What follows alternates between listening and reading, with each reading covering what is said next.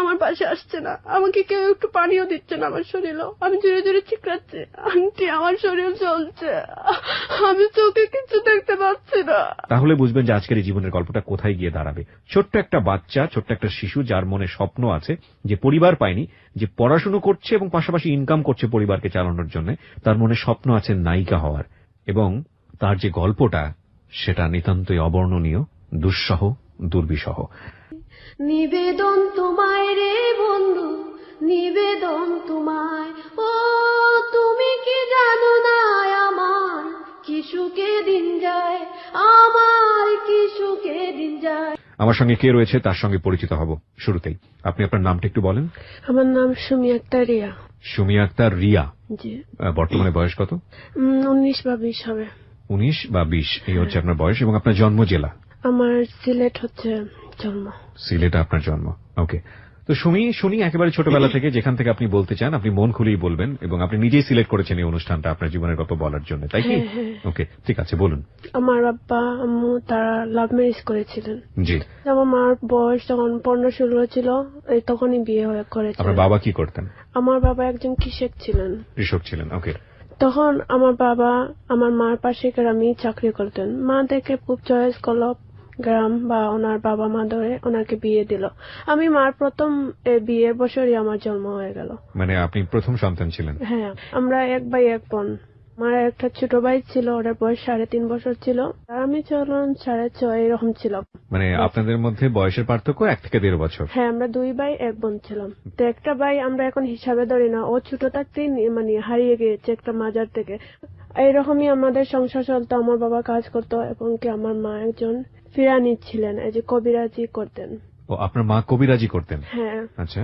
আমার মা এরকম, আমার বাবা এরকম সংসার চালিয়ে যেতেন। আমরাও খুব মানে এই পরিবারে জন্ম নিয়ে খুব খুশি ছিলাম। জি। আমার বাবা মার কাছে যা আবদার করতাম তাই পেতাম। একদিন আমার বাবা আমার মাকে না বলে উনি একটা বিয়ে করে নিলেন। আমার আব্বা খুব সুন্দর ছিলেন। তারপর আমার মা যখন 1 বছর পরে জানতে পেলেন যে আমার বাবা বিয়ে করেছেন। হ্যাঁ, আগে একটা কথা বলি, আমার বাবাকে কিন্তু ঘর জামাই করে বিয়ে দেওয়া হয়েছিল। আচ্ছা আচ্ছা।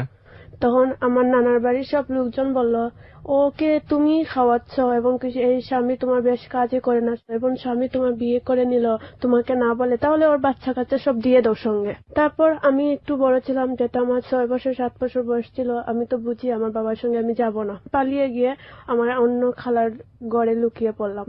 আমার বাবা মা 2টা ভাই নিয়ে চলে গেলেন। যেটার বয়স 3-3.5 বছর ছিল ওটাকে পালক দিয়েছিলেন, আর আরেকটা ভাই যখন আমার 5 বছরের মতন ছিল ওটাকে দিয়ে দিয়েছেন অন্য একটা জায়গায়। আচ্ছা, তো এটা কি আপনার মনে আছে কিনা? মানে হ্যাঁ, আমার জীবনের সবকিছু আমার মনে আছে। তো আপনার সামনে কি ঘটেছিল? বাবাকে কিভাবে বের করে দিল? এই গন্ডগোলগুলো আপনি দেখেছেন? হ্যাঁ, আমি সবই আমার মনে আছে। কি হয়েছিল ওই সময়টাতে? এই যে বাবা আসছেন, উনি অস্বীকার করছেন যে না উনি বিয়ে করেননি। আচ্ছা। তারপর আমার মাকে রাগ করে উনি কিন্তু তালাক দিয়ে দেন। মানে মুখে মুখে? হ্যাঁ, মুখে মুখে। যে ঝগড়া হয়েছে, মা বলছে তুমি করেছো, বাবা বলে না আমি করিনি। এইরকম করে বাদে বাবা রাগ করে মানে তালাক দিয়ে দিচ্ছেন। তারপর আমার মা সংসার করতে চাচ্ছিলেন বাবার সঙ্গে। পরে মানে হিল্লা টিল্লা লাগে গ্রামে। পরে মানে মা মানে চাননি যে আমি হিল্লা বলছি কেন বিয়ে করব, তা আমার লাগবে না এই স্বামী। আপনার মা বলেছে? হ্যাঁ। তারপর বাবা এই যে আমার ভাই নিয়ে চলে যান। যেটাকে পালক দিয়ে হয়েছে সেই ভাইটাকে আমার আজ পর্যন্ত খুঁজে পাওয়া হয়নি। এই ভাইটাই হারিয়ে গেছে? হ্যাঁ, এই ভাইটাই। তাই আমরা হিসাবে ধরি 1 ভাই 1 বোন। ও, ওকে ওকে। পরে আমার ভাই যেটা ছিল আমার বাবার কাছে এটাই নিয়ে আসেন।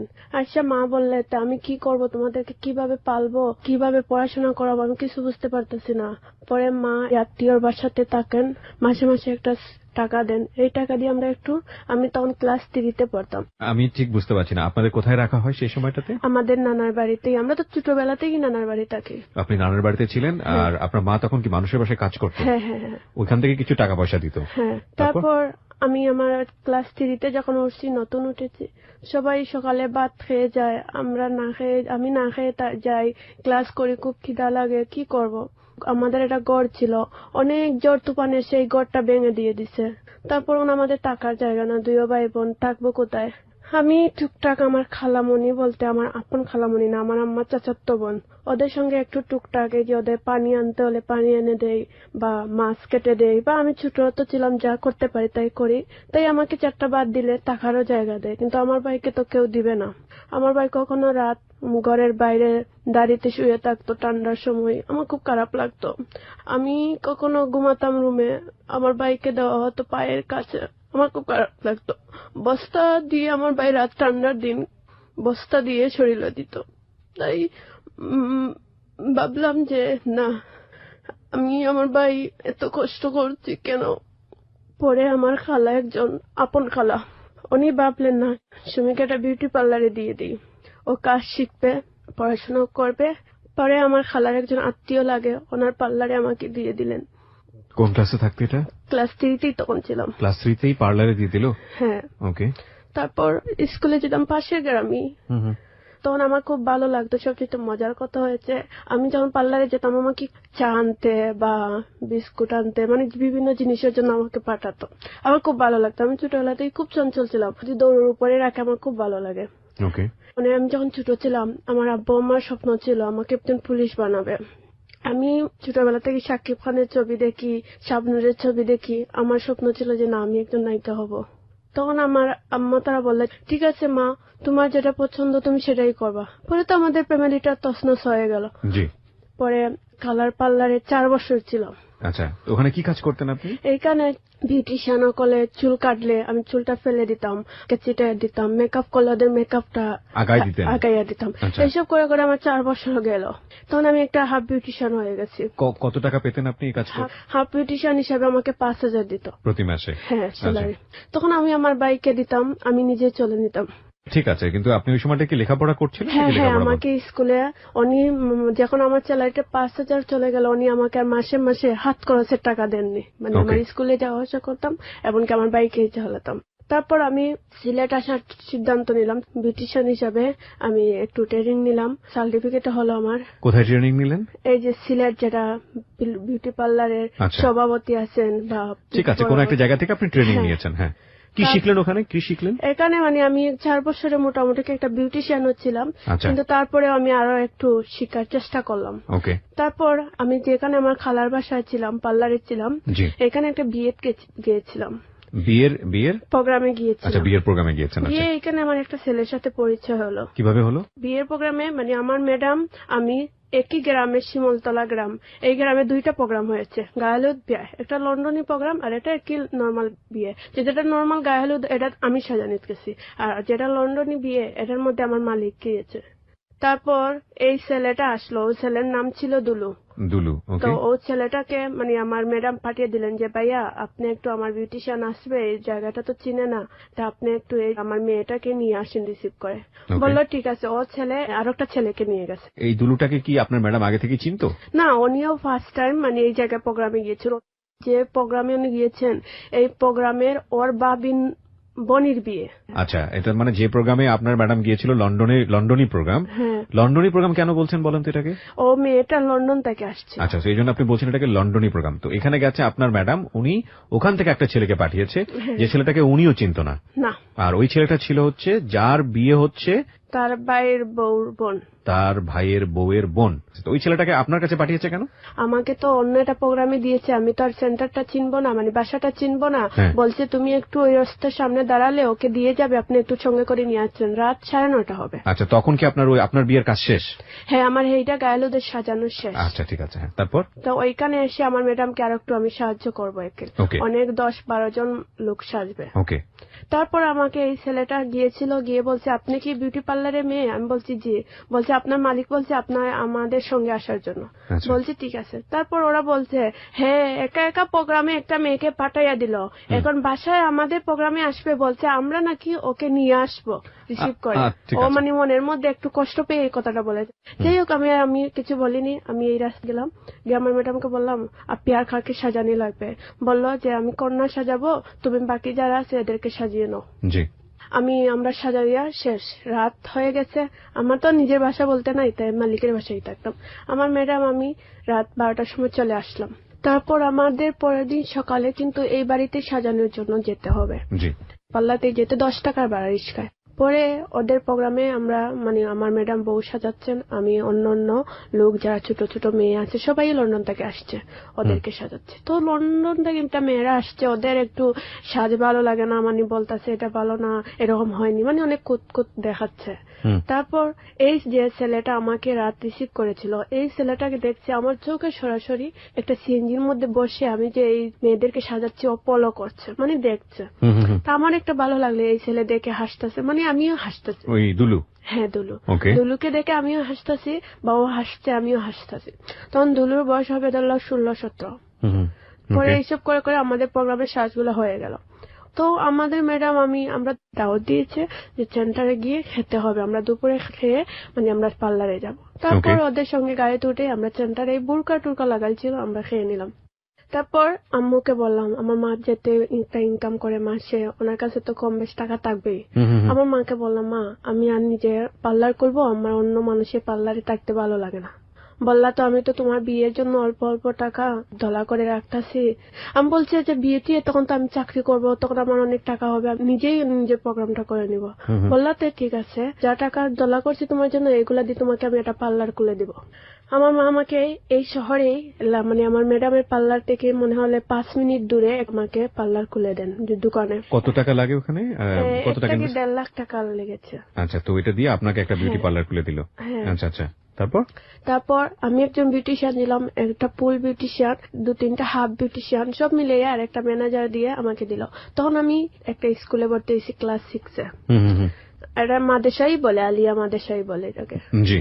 তারপর আমি এই দোকানে ঠিক সময় দিতে পারি না, কারণ ক্লাস থেকে এসে আমি মানে জাস্ট একটু ওদেরকে সময় দিতে পারি। আচ্ছা, আপনার পার্লারের নাম কি দিলেন? আমার পার্লারের নাম ছিল Sumi Dulhan beauty parlour. Sumi Dulhan beauty parlour. আচ্ছা। তারপরে দেখা গেল যে প্রথম আমি টাকা সেভ করতে পারছি, পরে বোঝা গেল যে আমি টাকা সেভ করতে পারতেছি না, কারণ আমি সময় দিতে পারতেছি না। এই যে টাকা ইনকাম হয় ও দোকানের মেয়েরাই বাট করে নিয়ে নেয়, আসলে বলে আপু কাস্টমার আসেনি। যেতেই আসেনি, আমি তখন কাস্টমার আসছে কি না এটা তো আমি ফলো করতে পারবো না। আসেনি শেষ। প্রতি মাসে 5,000 টাকা আমার ভর্তি দেওয়া হচ্ছে, দেখা যায় আমার মায়ের কাছ থেকে এনে দোকান ভাড়া দেওয়া হচ্ছে, মেয়েদের সবকিছু দেওয়া হচ্ছে। মানে তারপর আমি একদিন ভাবলাম, আমার 1-1.5 বছর আমার ভালো ইনকাম হলো, এখন কেন হচ্ছে না? নতুন ম্যানেজার রাখার পরে এই অবস্থা।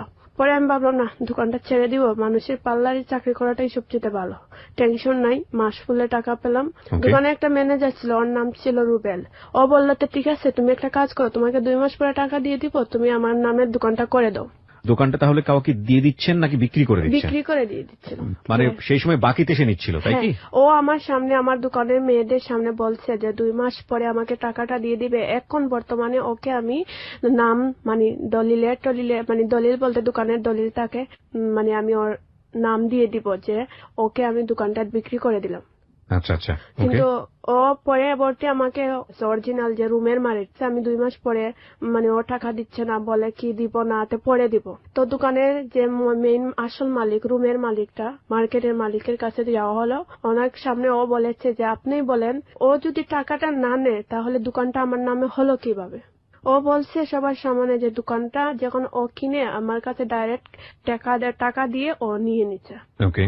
এখন আমি কি করব? মানে এখন তো আমার তো আর তখন কোনো সাক্ষী প্রমাণ ছিল না, কারণ ওর উপরেই আমি বিশ্বাস করে আমি আমার দোকানটা ওর নামে লিখে দিয়েছি।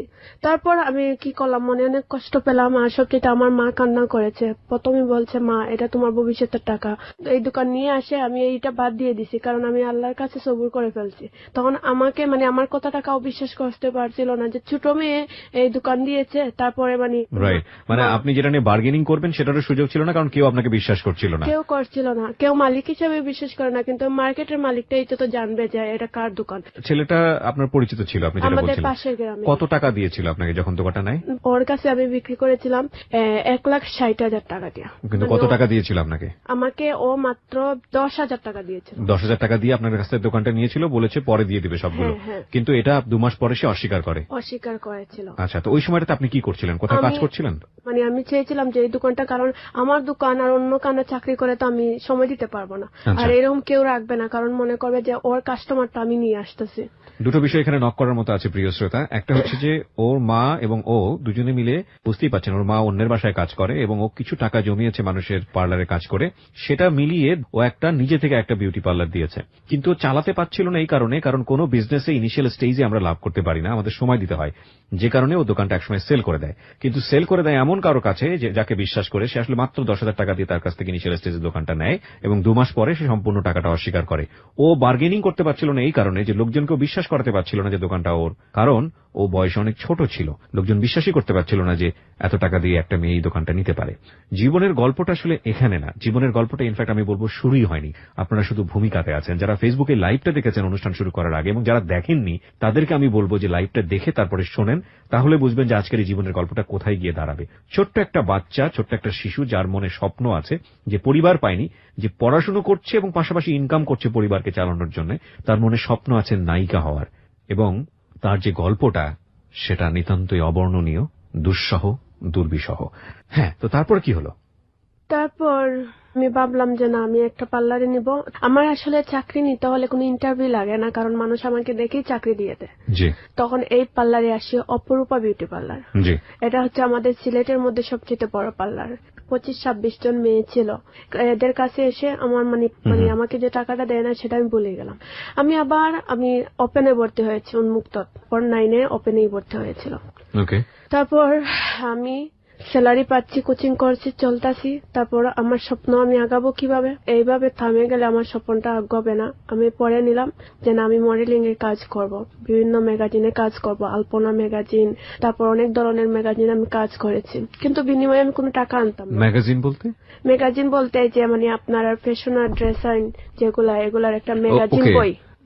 এই ম্যাগাজিন বইয়ের কাজটা কি থাকে? ওখানে তো সাজুগুজুর কাজই থাকে না? হ্যাঁ, এগুলাই। মডেলদের সাজাতে হয় না, এগুলো তাহলে? আমি নিজে মডেল হয়ে ম্যাগাজিনে কাজ করেছি। আপনি নিজে মডেল হয়েছেন ম্যাগাজিনদের জন্য? হ্যাঁ, হ্যাঁ, হ্যাঁ। কি ওখানে আপনাকে কি করেছে? দেশ স্টুডিও আফজাল ভাই, হ্যাঁ, উনি হয়েছেন আমার জীবনের প্রথম ফটোগ্রাফ। মানে উনি আপনাকে মডেল করলেন? হ্যাঁ। তখন আপনার বয়স কত?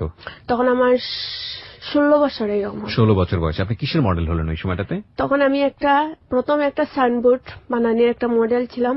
সিলেট চৌয়াট্টা বড় একটা সাইনবোর্ডের মধ্যে বৈশাখী শাড়ি রং মার্কেট, এই মার্কেটের মডেল হিসাবে এখনো সাইনবোর্ড আমার পিকচার দেওয়া আছে, এখনো হয়তো আছে। ওখানে আপনি শাড়ির বিজ্ঞাপন করলেন? শাড়ি। তারপর তো আপনি ওনার সঙ্গে পরিচিত হলেন কিভাবে? সাধারণত ওনাকে পরিচিত হয়েছিলাম যে আমি যে পার্লারে চাকরি করতাম, ওনার একটা ম্যাগাজিন বই ছিল। আচ্ছা। ওনার নম্বর বা স্টুডিওর নাম সব দেওয়া ছিল। আমি এই মাধ্যমে ওনার সাথে কন্ট্যাক্ট করে ওনার সাথে আমি যখন কথা বলি, উনি আমার প্রেমে পড়ে যান। মানে উনি আমার বয়সে, মানে আমার ওনার বাপের বয়স। আচ্ছা, ওকে। না, কারো প্রেমে পড়া অন্যায় না, অবশ্যই অন্যায় না, কিন্তু প্রেমে পড়ার পরে প্রেম পাওয়ার জন্য অন্যায়ভাবে কোনো কিছু করাটাই হচ্ছে অন্যায়। এখানে একটা ব্যাপারও আছে যে বাপের বয়সে একটা লোক 16 বছরের একটা মেয়ের সঙ্গে, এটা শুনতেও খারাপ লাগে না?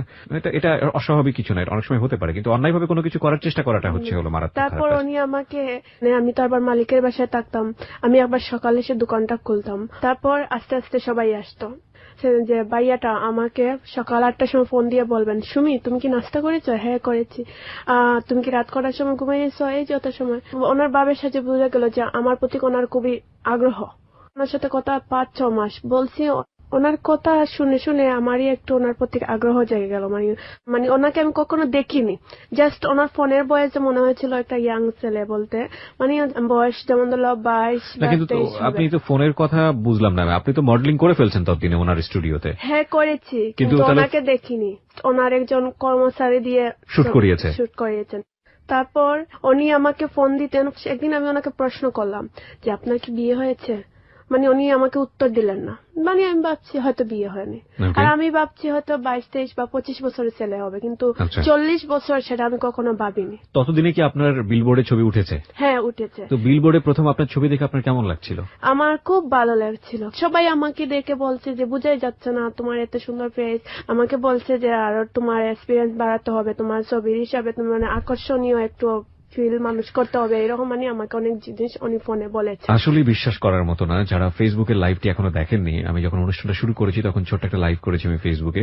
আসলে বিশ্বাস করার মতো না, আপনারা দেখবেন, দেখে আসুন। এই জন্যই বলছি যে ওই সময়ের ওর যে মডেলিং জগতের ওর যে ছবি, 16 বছরের একটা শিশু, কিশোর যাই বলি না কেন, সেই সময়ের ছবি বা তারও পরবর্তী সময়ের যে ছবি এবং আজকের যেই সুমি, অবর্ণনীয়। আমি আরজে কিবরিয়া রয়েছে আপনার সঙ্গে।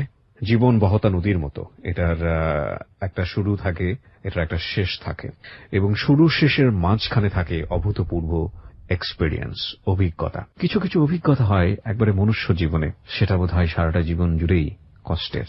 সেই মানুষটাকে বোধহয় আর কোনোভাবেই সুখের অনুভূতির মধ্যে আনা যায় না। আমি আসলে নিজের মনের মধ্যেই কথাগুলো আজকে অনুভব করছিলাম হ্যালো 892 এর অনুষ্ঠানটা করতে গিয়ে। কেন অনুভব করছিলাম পুরো গল্পটা আপনারা শুনলেই হয়তো বুঝতে পারবেন। ঠিক আছে, সুমি, আমি যেখানটায় ছিলাম যে বিলবোর্ডে ছবি উঠেছে, আপনার স্বপ্ন পূরণ হতে যাচ্ছে, আপনি নায়িকা হওয়ার শখ ছিল, যেখানে আপনি ফটোশুট করলেন ওই স্টুডিওর মালিক আপনাকে ফোনে এক ধরনের বিভিন্ন রকমের অফার দিচ্ছে আর কি, প্রেম করার বা সামথিং লাইক দিস। তারপর কি হলো? তারপর ওনার কথা শুনতে শুনতে একদিন আমি ওনার প্রতি দুর্বল হয়ে গেলাম। মানে ওনাকে আমি খুব প্রায় ফোন দেই, মানে হয় ওনাকে যদি ওনার সঙ্গে আমি কথা না বলি আমার ভালো লাগে না, এরকম একটা ভাব।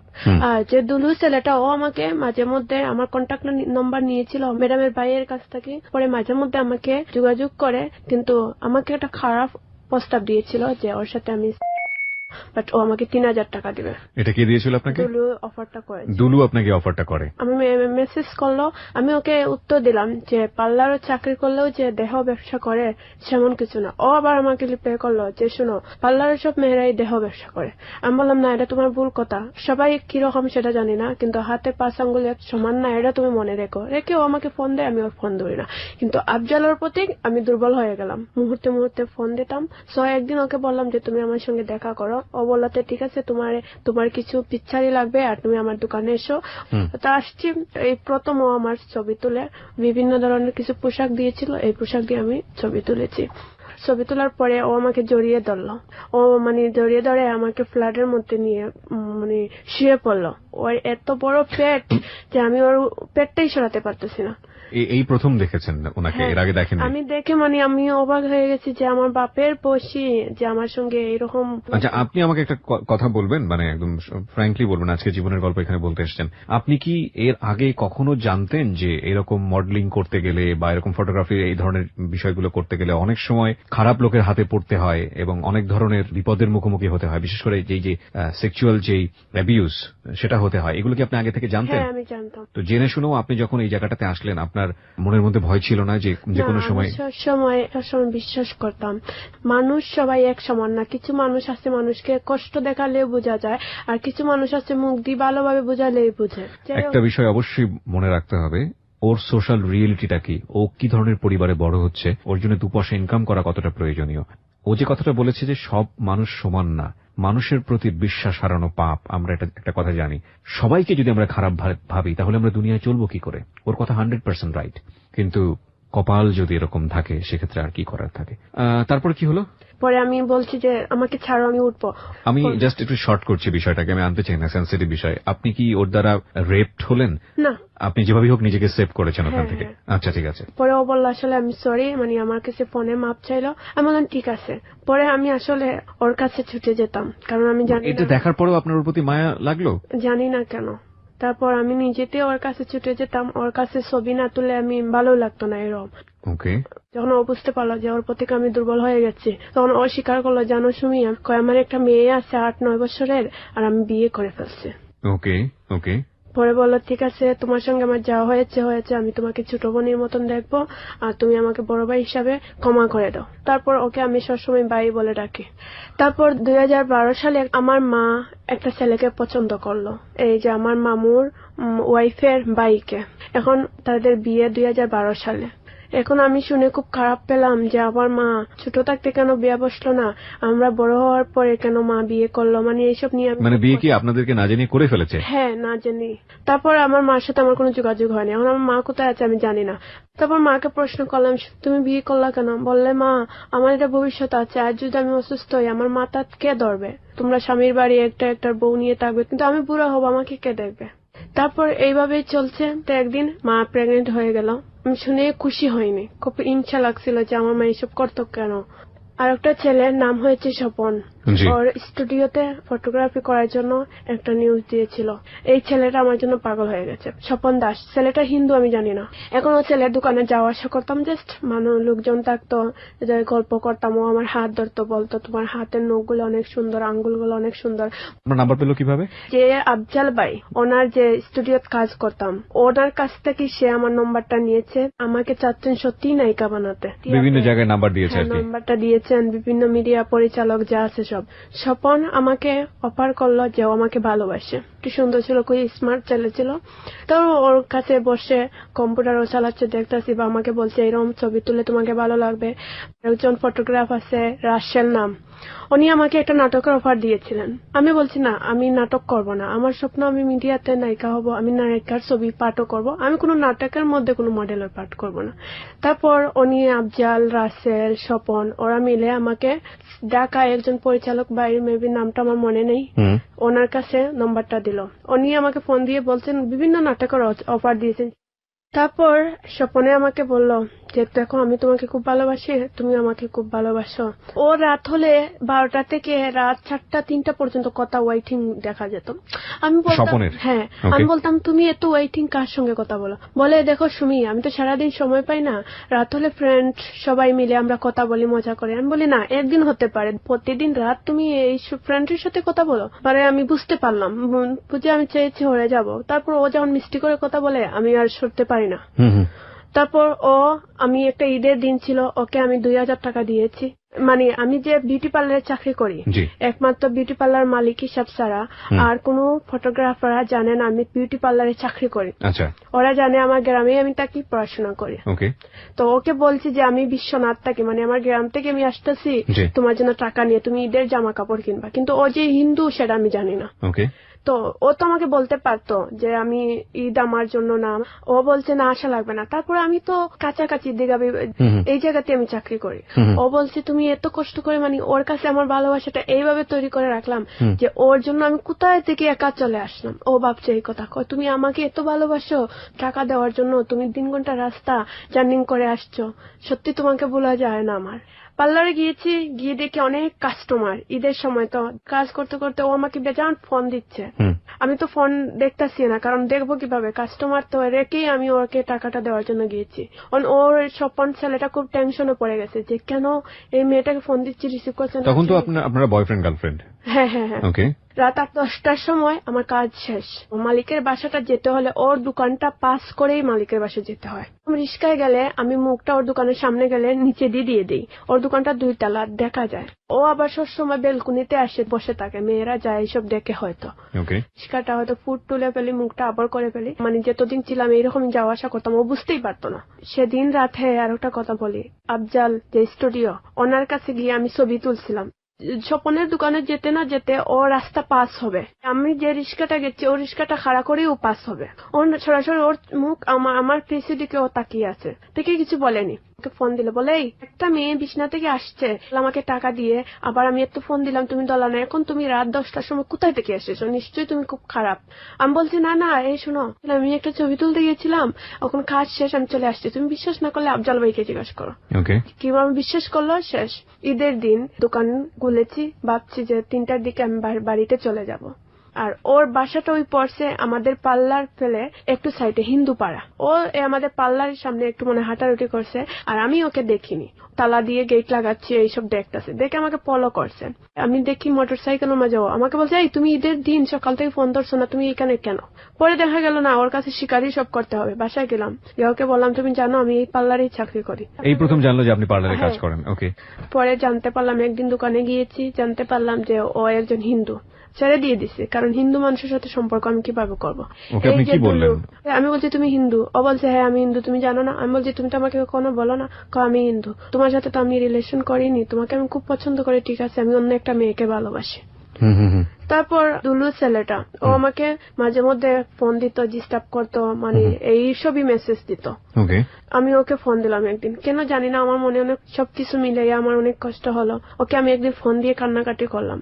দুলুকে ফোন দিয়ে কান্নাকাটি করলেন এবং সে আপনাকে অনেক আগে অফার করেছিল যে এত টাকার বিনিময়ে তার সঙ্গে আপনি শারীরিক সম্পর্ক করবেন কিনা, এবং তখন আপনি সেটা রিজেক্ট করে দিয়েছিলেন। আমাকে একটু বলেন তো, যে ছেলেটা সম্পর্কে আপনি জানতেনই যে ছেলেটা ভালো না, তাকে আপনি ফোনটা কেন দিলেন?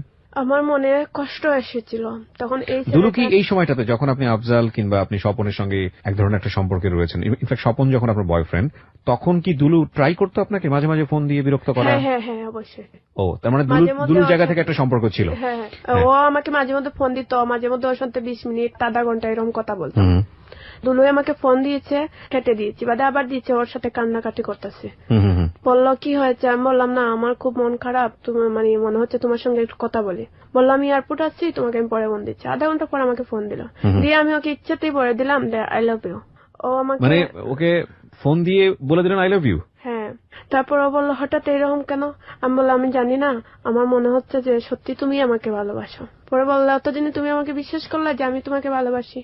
আমি বললাম হ্যাঁ, আমার বিশ্বাস হলো তুমি আমাকে ভালোবাসো, এমনকি আমিও তোমাকে আজ থেকে ভালোবাসবো। বললো তুমি যখন আমাকে ভালোবাসো আমার সঙ্গে দেখা করতে পারবা? আমি বললাম অবশ্যই আমি তোমার সঙ্গে দেখা করতে পারবো। কিন্তু ও তো আপনাকে ভালোবাসে না, প্রথম থেকে ও আপনাকে অফার দিয়েছিল এটা করার জন্য। কারণ আমি ভাবতাম ও ছোট মানুষ তো, মানে এরকম মানুষ আছে মানুষকে ট্রাই করে। ও আচ্ছা, আপনার কাছে মনে হয়েছে যে ও হয়তো আপনাকে বাজিয়ে দেখতে চেয়েছে। হ্যাঁ হ্যাঁ। ও কি পরবর্তীতে ভালোবাসার অফার দিয়েছিল, লাভ অফার দিয়েছিল? হ্যাঁ, ও আমাকে ভালোবাসে সত্যি বলে। আমি একদিন ওকে বলছিলাম যে তুমি যে আমাকে বললে এরম, জানো আমার ফ্রেন্ড 3টা মিলে বলেছিল তোমার ম্যাডাম তুমি অনেক খারাপ কাজ। ও ওকে, যাই হোক, ওর ধারণা যখন চেঞ্জ হয়ে গেছে তখন সে নিজে থেকেই অফার করেছে যে না, আপনাকে সে লাভ করে হ্যাঁ। বা ভালোবাসতে চায়, কিন্তু তখন আপনি স্বপনের সঙ্গে একটা সম্পর্কে ছিলেন। হ্যাঁ হ্যাঁ। তো যখন স্বপনের সাথে যখন ব্রেকআপ হয়ে গেল তখন আপনি দুলুকে ফোন দিয়ে বলেছেন লাভ ইউ, তাই তো? হ্যাঁ। ওকে, তারপর? তারপর আমার জীবনে আমি কাউকে মন থেকে ভালোবাসিনি, যে আমি ছোট থেকে কষ্ট পেয়েছি, বাবা মার ভালোবাসা থেকে বঞ্চিত হয়েছি। আমি চেয়েছি যে একটা মানুষের সাথে সম্পর্ক রাখি যেতে আমার মনটা একটু সুখে থাকে। দুলুকে আমি বলেছি আমি তোমাকে ভালোবাসি, ও বলছে যে তুমি আমার সঙ্গে দেখা করো। ওকে দেখা করবো। বিশ্বনাথ একটা রেস্টুরেন্ট ছিল, কোনো বয়ফ্রেন্ড গার্লফ্রেন্ড এই জায়গাটাই আসে, ওরকম জায়গাতে নিয়ে গেছে দুলু আপনাকে। ওকে, ও আমাকে আমার শরীরে টাচ করলো।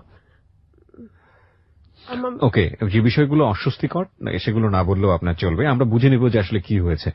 আপনাদের মধ্যে কি কমপ্লিটলি কোনো অনৈতিক সম্পর্ক সেখানে হয়েছিল? না না, ওকে, সেটা কিছু হয়নি। Okay. ও আমাকে টাচ করে বুঝতে পারলো যে আমি আসলে এরকম কোনো কাজ করতে পারিনি। নোট করবেন প্রিয় শ্রোতা, গল্পটাকে ডিপলি ভাবার চেষ্টা করবেন। এখানে অবশ্যই ইম্পর্টেন্ট কিছু বিষয় আছে যেটা আপনারা হয়তোবা ওভাবে চিন্তা করছেন না। আমি একটু চিন্তা করছি এবং আপনাদের সঙ্গে শেয়ার করতে চাই। আমিও কিন্তু শ্রোতা, আমি শুধু উপস্থাপক না। আমি আজকের এই গল্পটা আপনাদের এখানে উপস্থাপন করবার আগে আমি গল্পটা সম্পর্কে কিচ্ছু জানি না, আমি উপস্থাপন করছি এবং আমি শুনছি।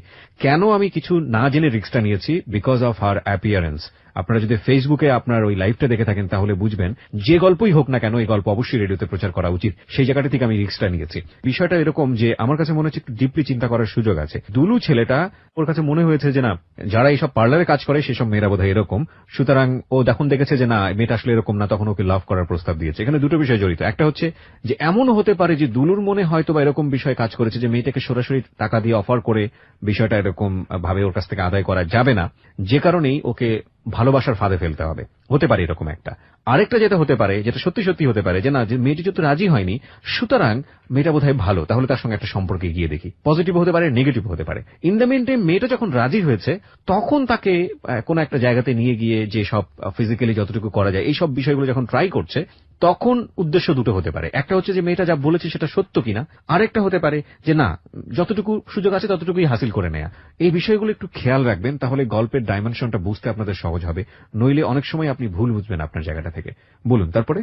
ও আমাকে তারপর মাজারে নিয়ে গেল। আমি বললাম কেন মাজারে? জানো সুমি, আমি তোমার যখন টাচ করেছি আমি বুঝতে পারলাম যে তুমি।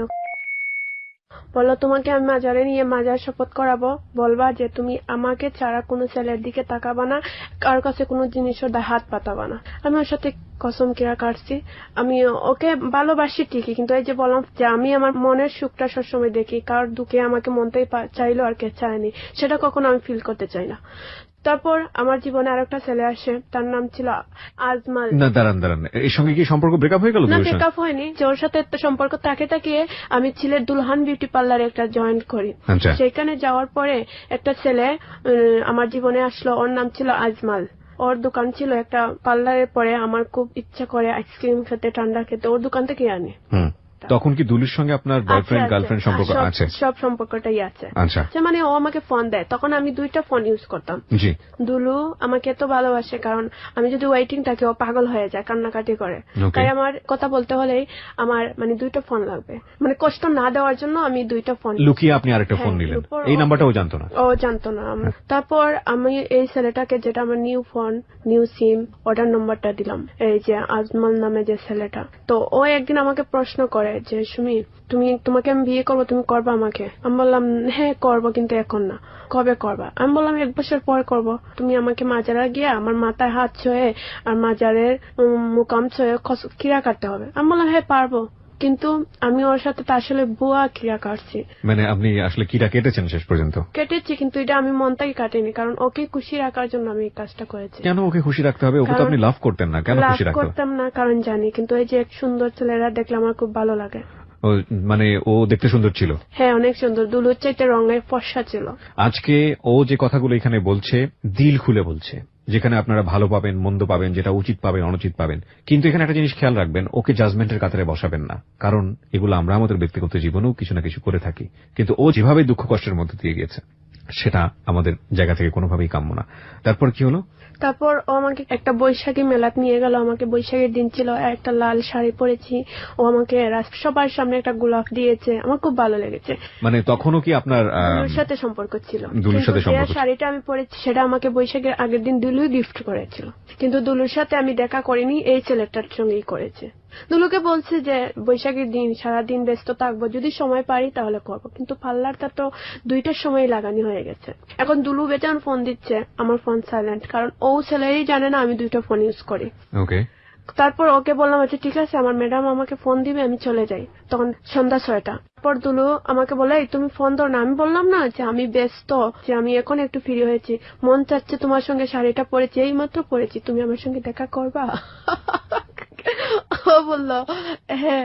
তো বললো ঠিক আছে, তুমি লাল শাড়ি পরেছো, আমিও লাল ফতোয়া পরেছি। আমি বললাম তাহলে ঠিক আছে চলো, কোথায় যাবো? শিশু পার্কে যাবো। মানে সারাদিন আপনি হচ্ছে আজমলের সঙ্গে আপনি ঘোরাফেরা করেছেন ওরই দেয়া শাড়িতে, এবং তারপরে ওই শাড়িটা পরে আপনি বিকেল বেলার দিকে দুলুর সঙ্গে দেখা করতে যাচ্ছেন, এবং এদিকে সারাদিন দুলু আপনাকে ট্রাই করেছে ফোনে, তাই কি? ওকে, দুলু আসলো, আসার পরে দুলুর সঙ্গে দেখা করলাম। আমি বললাম পার্কে যাব, আমাকে পার্কে নিয়ে গেল। ও আমাকে বাসা পর্যন্ত দিয়ে চলে গেল। ওকে, আমি চলে যাই আর একটা পার্লারে, বধুয়া বিউটি পার্লার। আমি মানে যে আজমল নামে যে ছেলেটা, ওকে আমি সিম চেঞ্জ করে ফেলি, মানে ওই সিমটা অফ করে দেই, ওর সাথে আর আমার কোনো কথা হয় না। তারপর যে দুলুর সাথে কথা হয়, তো সবসময় কথা হয়। তো এই পার্লারে একটা মেয়ে ছিল, এই মেয়েটার নাম ছিল দশমী। আর দুলুর সাথে আমার কথা যেরকম হয় এরকমই হতো, কিন্তু দুলুর সাথে আমার একটা চুক্তি হয়ে গেল। চুক্তি বলতে ও আমাকে বলছে যে সুমি, আমি তো তোমাকে বিয়ে করব, তাহলে এক কাজ করো, তুমি আমার সঙ্গে করো। আমি রাজি হয়ে গেলাম, বললাম ঠিক আছে। তারপর ও একটা রুম ঠিক করলো, যা আমরা হয়ে গেল। ওর পরে ও আমার জন্য খুবই পাগল। কোন পাগল সেটা আমি বুঝতে পারি না। তার সাথে আমার বছরে মানে 3-4 বার থাকতে হতো ওর সঙ্গে। দুলুর সঙ্গে আপনার সম্পর্ক কত বছরের ছিল? 4 বছরের কাছাকাছি। ওকে, ঠিক আছে। দুলুর সাথে এরকমই আমার চলছে। তখন আমারও উদ্দেশ্য ছিল ওকে বিয়ে করব। আমি যখন বিয়ের কথা বলি যে আমি তোমাকে বিয়ে করব, ও বলে হ্যাঁ করব, তারিখ দে। তারপরে বলে না এখন না, পরে করব। এরকম করে করে আমাকে দিন কাটিয়ে নিচ্ছে। 2013 সালে সিদ্ধান্ত নিয়েছি যে আমি ওর পিছটা ছেড়ে দিব। এর আগে একটা ছেলে আমার জীবনে বারবার ডিস্টার্ব দিত, ওর নাম ছিল নাহিদ। অনেক ধরনের ট্যাগ মারতো, ভয় দেখাতো, মানে ওকে আমি ভালো না বাসলে মানে আমাকে খুন করবে, এই ধরনের হুমকি দিত। আমি বুঝতে পারতাম। আমি যতদূর বুঝতে পারছি যে আজমলের সঙ্গে তখন আপনি সম্পর্ক অফ করেছেন, দুলুর সঙ্গে আপনার এক ধরনের সম্পর্ক আছে, সেটা সিরিয়াস একটা সম্পর্ক, নইলে তো আপনি এই ধরনের ফিজিক্যাল রিলেশনশিপে যেতেন না। আরেকটা যেটা, যে ছেলেটা আপনাকে মাঝামাঝি ট্রাই করছে, নাহিদের সঙ্গে আপনার সম্পর্কটা কি ছিল আসলে? প্রেম করবে এই চেষ্টা, কিন্তু আমি জেনেছি ফার্স্ট টাইম যে আমি আবার একটা অভ্যাস ছিল, ছেলেদেরকে আমি ডিস্টার্ব আমাকে করলে আমি সরাতে পারি, মানে সেক্সুয়াল ভাবে একটু কথা বলি, তখন ভালো ছেলে যে সে তো অবশ্যই সরে যাবে, আর খারাপ যে ছেলেটা সে কখনো সরবে না। তো ওই ছেলের সাথে ফার্স্ট টাইম যে আমি খারাপ কথা বলেছি, ও মানে প্রথম 2-1 দিন আমাকে ফোন দেয়নি। আমি ভাবছি খুব ভদ্র ছেলে, এই জন্য এইসব কথা শুনে ও সরে গেছে, ভালো হয়েছে। এখন থেকে খালি ফোন দেয়। তারপর খারাপ কোনো কথা বলে না, মানে ভালোবাসে, বলে তোমার যে কথাগুলো এগুলো রেকর্ড করেছি এই নিয়ে আমাকে ভয় দেখায়, মানে আমি ভয় পেয়ে গেছি। একদিন জানতে চাইলাম যে তুমি কি করো, বললো আমি ড্রাইভার। আমি বললাম কি তুমি ড্রাইভার? আমি একটা ড্রাইভারের সঙ্গে সম্পর্ক করব? ইম্পসিবল। তুমি কত টাকা ইনকাম করো? মানে আমি একটু ওর সাথে একটু বড় বড় গপ দিতে থাকলাম। বললাম, জানো আমি মাসে এত টাকা ইনকাম করি, আমার ড্রেস প্রতি মাসে লাগে, আমার জুতা প্রতি মাসে ড্রেসের সাথে ম্যাচিং লাগে, তুমি আমাকে এইসব দিতে পারবা না, তাহলে তোমার সাথে প্রেম হবে না আমার। তারপর ওই ছেলেটা আমাকে বারবার ফোন দিত, 2 দিন 3 দিন পর পর ফোন দিতে দিতে যেত। মানে বুঝতে পারলাম যে ছেলেটা আসলে আমাকে ভালোবাসে এরকম একটা। আর দুলু আমার কাছে খালি টাকা নিত। দুলু 2 দিন পর বলতো, সুমি আমার টাকা লাগবে, টাকা দিতাম। এমনকি এই যে টাকাটা পড়তো, টাকা আমি দিতাম, 50 টাকা ও আমাকে দিত। মানে বুঝি নাই, কোথায় থাকতেন? হোটেলের অর্ধেক টাকা আপনি দিতেন, অর্ধেক টাকা সে দিত। প্রিয় শ্রোতা, আমরা বিরতি নিচ্ছি। জীবন গল্প আসলে কোনো কিছুকেই কনসিডার করে না, যেভাবে ঘটেছে সেভাবেই এখানে উপস্থাপন হচ্ছে। শেষ পর্যন্ত শুনবেন আশা করছি। ফেসবুকে ওনাকে অনুষ্ঠান শুরু করবার আগে একটা লাইভ দিয়েছি, সেটা অনেকে দেখে এখন অনেক রকমের মন্তব্য করছেন। আমি একটা কথা আপনাদের সবাইকে বলছি, এটা আমাদের আসলে একটা দুর্ভাগ্য। ফেসবুকে না এত বেশি ফেক আইডি কিংবা এত বেশি ম্যাচিউর আইডি যে যা ইচ্ছা কোন একটা বিষয় নিয়ে যেমন ইচ্ছা বলে দেন, এবং সবাই মনে করেন কি এটা এমন একটা জগৎ যেখানে আসলে কাউকে দেখা যায় না, কাউকে বোঝা যায় না। এবং যেহেতু আমার ছবিটা ফেক, সুতরাং আমি যা ইচ্ছা তাই বলে দিলাম। কোন ব্যক্তি যখন স্ট্যাটাসে একটা কমেন্টস করেন কিংবা একটা ছবি পোস্ট করেন, এটা কিন্তু তার ব্যক্তি মনের পরিচয়কে ওখানে প্রকাশ করে। আপনি যদি কাউকে গালি দেন বা গালমন্দ করেন, যাকে আপনি গালি দিলেন বা গালমন্দ করলেন, সেটার চাইতে বড় সমস্যা হচ্ছে আপনার নিজের পরিচয়টা আপনি ওখানে রিভিল করলেন। এবং আপনি যে কাজটা করেন সেটা আপনার ফ্যামিলির দিকে আঙ্গুল দেয়। ফেসবুক একটা পাবলিক প্লেস, এখানে যা ইচ্ছা তাই কমেন্টস করা, বাজে বলা, অশ্লীল শব্দ ব্যবহার করা এবং কাউকে উত্ত্যক্ত করা, এটা রীতিমতো অন্যায়। যারা এটা করেন তারা নিম্ন মনের পরিচয় দেন। আজকে এই গল্পটা যতদূর পর্যন্ত এগিয়েছে সেটা শুনে, ওর ভিডিও দেখে যদি কেউ এই ধরনের মন্তব্য করে থাকেন, তাহলে আমি বলবো সেটা তার নিচু মনের পরিচয়। আমরা ফিরবো ঠিক রাত 12 সুমির কাছে, আবারও ফিরছি। সুমি, কি হলো তারপরে? তারপরে এক পর্যায়ে আমি সিদ্ধান্ত নিলাম যে না, ও যখন আমাকে বিয়ে করবে না, অন্য একটা লোক তাকালে আমাকে ওর সামনে জিজ্ঞেস করবে, তুমি কি এই মেয়েটাকে চিনো, ওর সাথে কিসের সম্পর্ক, মানে আমাকে অসম্মান করে। তাই আমি ভেবে চিন্তা করেছি না, দুলুর লোকটা আমি ছেড়ে দিব। কারণ যে ভালোবাসার বিশ্বাস নেই সে ভালোবাসা নিয়ে আমি বাঁচতে চাই না। আমার বাবা মার ভালোবাসা আমি পাইনি। যে আমাকে একটু ছেলে হোক মেয়ে হোক একটু ভালোবাসে মন থেকে, আমি ওর পূজারি হয়ে যাই। কেউ কথা বললে, ওয়েটিং দেখলে, এইসবের প্রতিশোধ ওর রুমে নিয়ে আমাকে অনেক মারধর করবে, জুতা দিয়ে বাড়াবে, আমার চুলো দিয়ে টানবে। তাই আমি আস্তে আস্তে ওর কাছ থেকে আমি দূরে সরে থাকতে চাই। তারপর আমি সিদ্ধান্ত মনে মনে নিয়েছি যে আমি ওর সঙ্গে কোনো সম্পর্ক রাখবো না, এমনকি আমি সিম টিন চেঞ্জ করে ফেলবো। তারপর আমি এই যে বদুয়া বিউটি পার্লার চাকরি করছি অনেক দিন, 2 বছর কাছাকাছি হবে। দুলু কিভাবে জানুন আমার নম্বরটা পেয়ে গেল, পেয়ে আমাকে ফোন দিল, দিয়ে বলে, এই তোমার জন্য আমি আম নিয়ে আসতেছি, লেসু নিয়ে আসতেছি, আমাদের বাসা যে গাছ ফসল ধরছে তোমার জন্য নিয়ে আসতেছি। দুলুর সঙ্গে আপনার যোগাযোগ কতদিন বন্ধ ছিল? প্রায় 5-6 মাস। কিভাবে জানি আপনার নাম্বারটা পেয়ে গেছে, নতুন নাম্বার? আর সিলেট তো বেশি হলে 30-25টা পার্লার, এর বেশি না। মানে তদন্ত করে পেয়ে গেছে আমি এই পার্লারে থাকি। পরে সে খোঁজ করে বের করে সে আপনি বদুয়াতে আছেন। আচ্ছা। ও আমার সাথে বকাচকা না যে সুমি তুই কিভাবে থাকতে পারলে আমাকে ছাড়া যে মেয়ে 1 ঘন্টায় কথা বলে না থাকতে পারে, সে 6 মাস 5 মাস থেকে গেল, বুঝে ফেলছি তুমি অনেক চেঞ্জ হয়ে গেছো, আমাকে ভালোই বাসো না। শুধু তুই আমার মারধরটা দেখলে, কিন্তু আমার ভালোবাসাটা তুই জীবনেই দেখবে না। তারপর ও আমাকে বলল, প্রতি বছরে যেরকম আমাদের বাগানে ফল ফসল ধরে তোমাকে দিয়ে আসি, এবারও আমি তোমার জন্য দিয়ে আসতে চাই। আমি বলছি তাহলে আসো আমার পার্লারে। পরে চলে এসে এগুলো আমাকে রাস্তার সামনে থেকে দিয়ে গেল, লেসু টেসু সবগুলা। লিচু সে এসে আপনাকে দিয়ে গেছে, তার মানে আপনি দেখা করেছেন তার সঙ্গে? হ্যাঁ। ওকে। বাসার যাইতে 2টা রাস্তা আছে, একটা রাস্তা হচ্ছে একটু কঠিন ভাবে, আর একটা রাস্তা হচ্ছে একটু সহজ ভাবে। আমি যে শাহজালাল মাজার দিকেই যাই, এই রাস্তাটা সহজ বেশি। ভাড়াটা আমি মোবাইলে ঢুকে নিই আর হেঁটে হেঁটে চলে যাই গান শুনে শুনে। এটা আমার প্রতিদিনই হয় এরকম। আমি দেখছি একটা সিএনজি থেকে একটা ছেলে এসপে বার করলো, মানে একটা এসপে জাতীয় একটা জিনিস বাইর করছে। স্প্রে জাতীয় কোন একটা জিনিস বের করেছে সিএনজি থেকে, আপনি তখন হাঁটছিলেন? হ্যাঁ, আমি তখন দেখছি হাতটাকে বাইর করছে। আমি ভাবছি সিএনজি থেকে হাত বার করছে একটা ছেলের মধ্যে একটা বোতল জাতীয় স্প্রে। তারপর এই স্প্রের পানিগুলো গিয়ে পড়ে গেছে ওয়ালের উপরে। আমার পণ্য একটা কালো শার্ট ছিল, হাত দেখে আমার একটু ছিদ্র হয়ে গেছে। সবাই বলতেছে ওকে পানি ডালো, ওর হাত পুড়ে যাচ্ছে, এইগুলো বলছে। কিন্তু অ্যাসিড এটা আমি জানি না জিনিসটা কি, সেটা মানে আপনি কি ফিলই করতে পারছিলেন না? শার্টের উপরে পড়েছে, এখন আমার শরীরে পড়েনি। একটা ফুটা পরে আমার হাতটা পুড়ে যাচ্ছে, একটু ফুটা, জাস্ট একটু। সবাই নিয়ে আমার হাতের মধ্যে পানি দিচ্ছে। সবাই বুঝলো কিভাবে যে আপনার হাতেটা পড়েছে এত মানে ছোট জিনিস? এই যে ওয়ালে পড়েছে, ওয়ালের রংগুলা। ও আচ্ছা আচ্ছা, ওয়ালটা দেখে সবাই বুঝতে পেরেছে। হ্যাঁ। আচ্ছা, ওই সিএনজিটা কোথায় কি করলো তাহলে? সিএনজিটা চলে গেছে, একটানে চলে গেছে, একবারই চলে গেছে। দুলুকে তখন বলেছি, আমি বলছি ও জানে যখন আমি বিপদে পড়ি ওকে আমি খুঁজি। অ্যাসিডের লাগার পরে আমার মনে হলো দুলুকে ফোন দেওয়া উচিত। আমি কান্না করে বলছি, দুলু আমার এরকম অবস্থা, তুমি আমাকে এসে হেল্প করো। ও বললো তুমি চিন্তা করো না, আমি আসতেছি। পরে আমি ভাবছি যে না, দুলু যখন এত বিপদে আমার আসে তাহলে আমি দুলুকে বিয়ে করে নিব।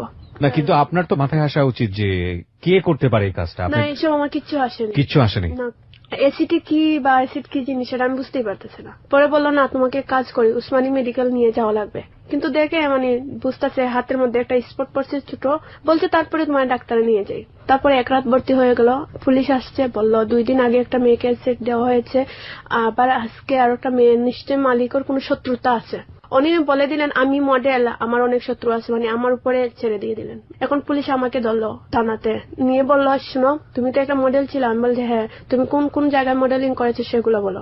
পুলিশ জানলো কিভাবে অ্যাসিডের ঘটনাটা? এই যে মানে উসমানী মেডিকেল ভর্তি হলে তো আগে। ও আচ্ছা আচ্ছা, ওকে ফাইন। হ্যাঁ, তারপর? আর এর আগে তো একটা মেয়ে হয়েছে, এর কারণে আপনাদের এলাকাতে একটা মেয়ে হয়েছে? এলাকা মানে আমি যে পার্লারে চাকরি করতাম একই পার্লারে একটা মেয়ে হয়েছে। একদিন আগে একটা মেয়ের মুখে অ্যাসিড পড়েছে, পরের 2 দিন পর আমার।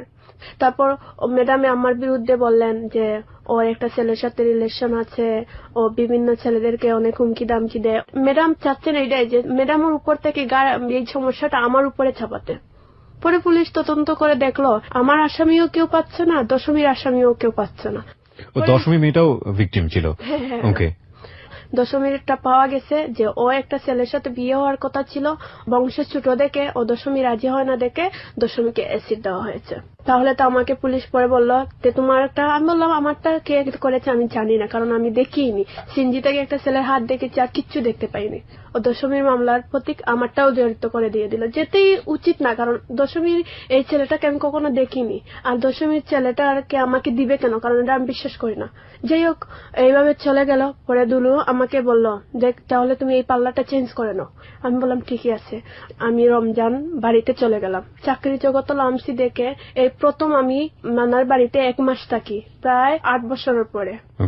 এখানে দূর সম্পর্কে মামু লাগে আমার, আমাদের বাড়িঘর নাই তো, আর আমার আপন মামুরও ঘর টর তেমন ভালো না, কেউ থাকতে পারে না। তো ওদের ঘরটা একটু দলান আছে, সবাই গিয়ে থাকে, ছোটবেলা থেকে আমরা থাকতাম। তো ওনার নাম হয়েছে শাহিন।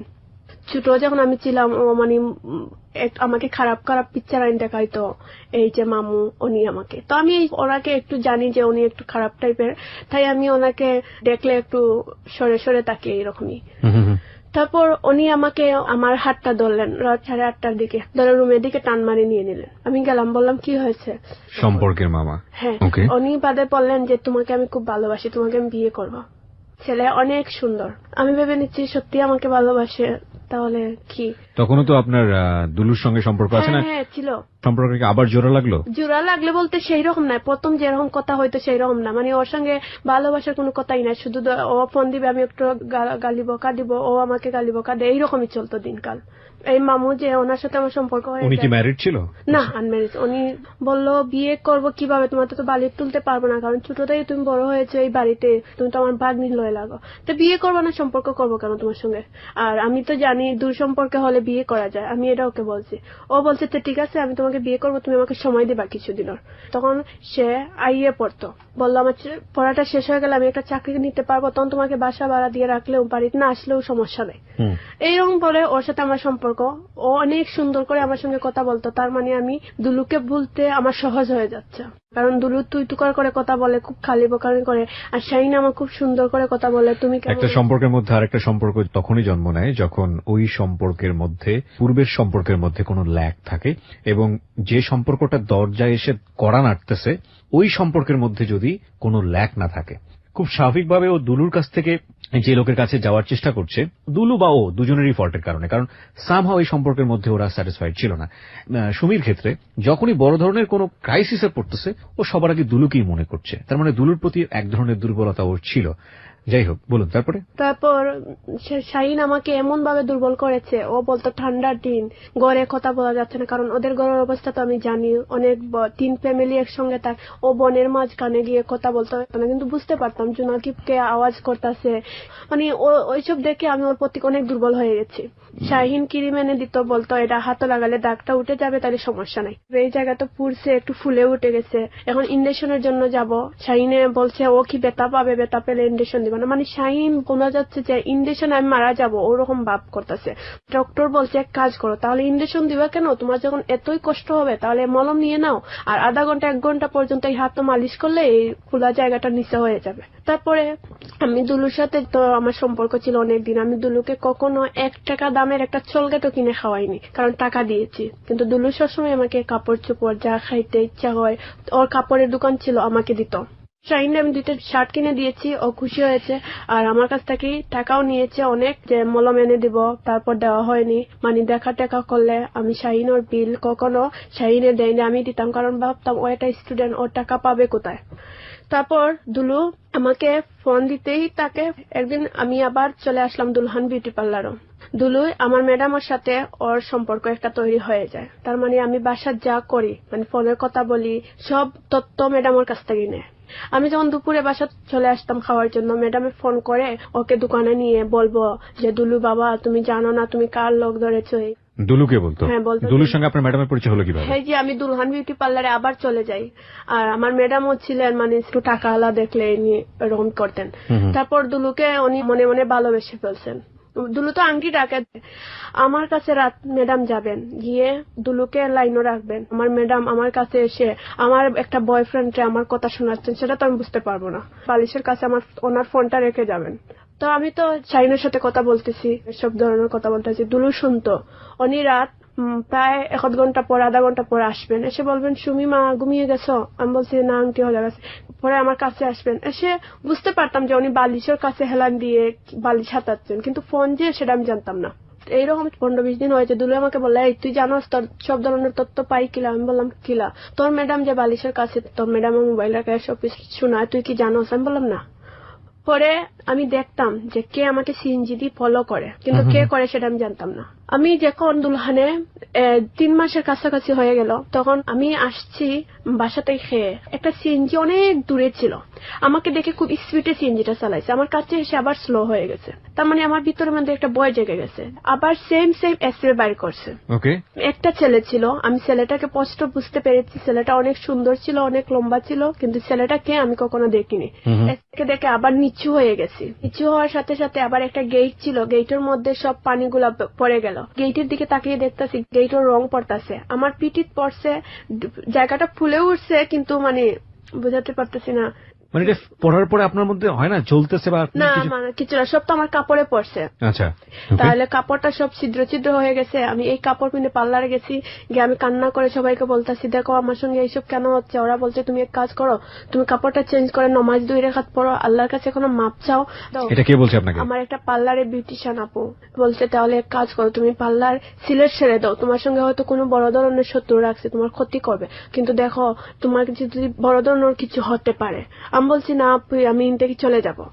এইরকম একটা ঘটনা আপনাকে ফার্স্ট টাইম করলো ট্রাই, সেটা সাকসেসফুল হলো না, সেকেন্ড টাইম ট্রাই করছে, সেটাও সাকসেসফুল হলো না, তো আপনার সঙ্গে সঙ্গে পুলিশের কাছে যাওয়া উচিত ছিল না? কে করছে, কিভাবে করছে? আমি ভাবতেই পারিনি যে আমার কোন দুশ্মন।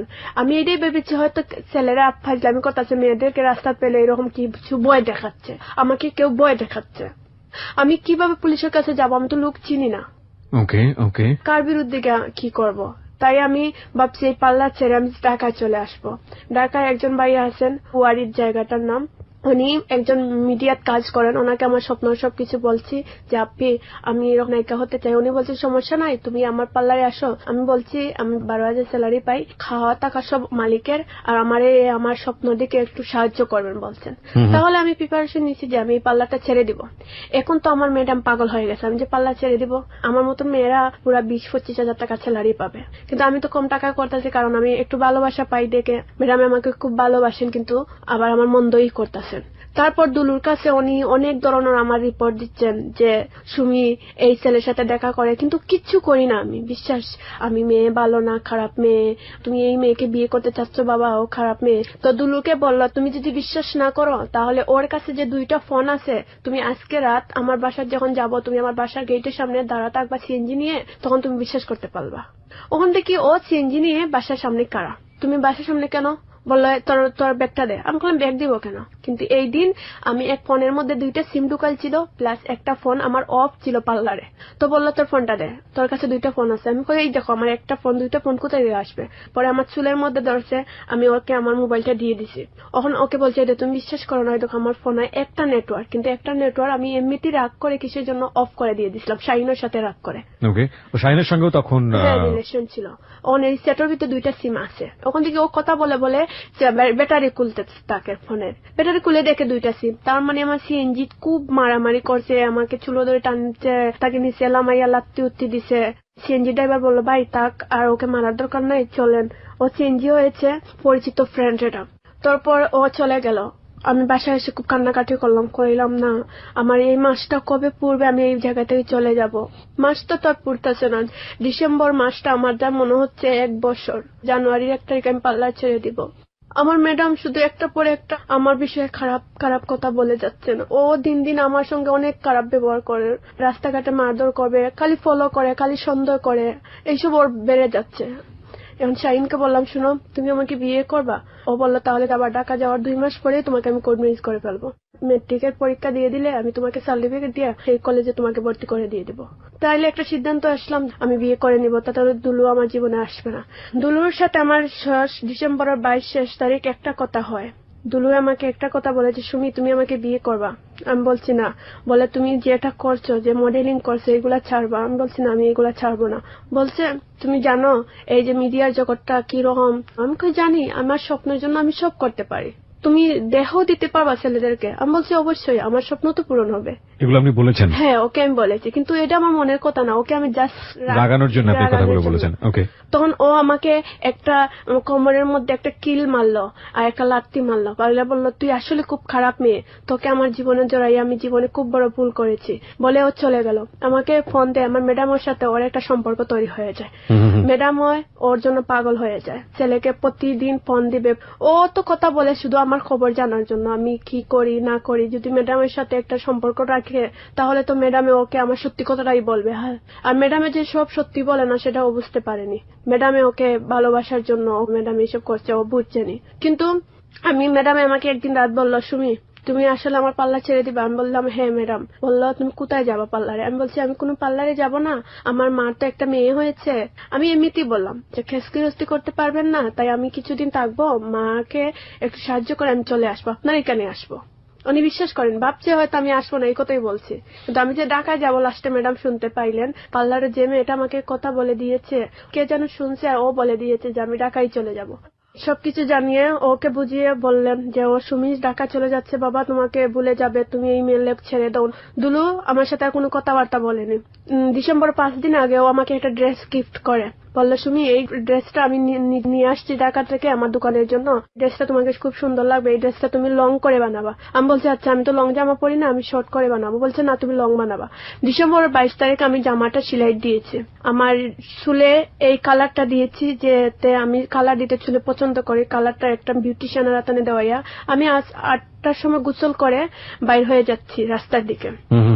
আমার ম্যাডাম আমার হাতে 2টা আলুর ব্যাগ তুলে দিয়েছেন, আলু নিয়ে যাব। ম্যাডাম পিছিয়ে পিছিয়ে আমি আগে আগে। আমি রাস্তাতে অনেক উষ্টা খাচ্ছি, মনে হচ্ছে যে বাসার ভিতরে আমি জলদি যাব।